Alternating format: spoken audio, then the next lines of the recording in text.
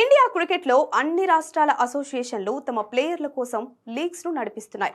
కొత్త టాలెంట్ ను బయటికి తీయడంలో ఇవి ఉపయోగపడతాయి. కానీ హైదరాబాద్ క్రికెట్ అసోసియేషన్ మాత్రం అందుకు భిన్నం. ఇక్కడ లీగ్ పక్కన పెడితే కనీసం వివాదం లేకుండా ఈ అసోసియేషన్ ని రన్ చేయలేరు. ఇప్పటికే ఎన్నో వివాదాలతో పరువు పోగొట్టుకున్న హెచ్సిఏ ఇప్పుడు మరో వివాదంలో నిలిచింది. కొత్తగా హెచ్సిఏతో పాటు పలువురు ప్లేయర్స్ పై అనంత్ రెడ్డి అనే వ్యక్తి రాచకొండ సిపికి ఫిర్యాదు చేశారు.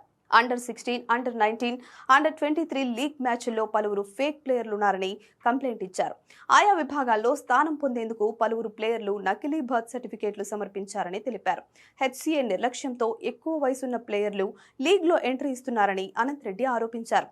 అంతేకాదు, గతంలో 6 ప్లేయర్స్ ను గుర్తించి బీసీసీఐ బ్యాన్ విధించిందని అనంత్ రెడ్డి గుర్తు చేశారు.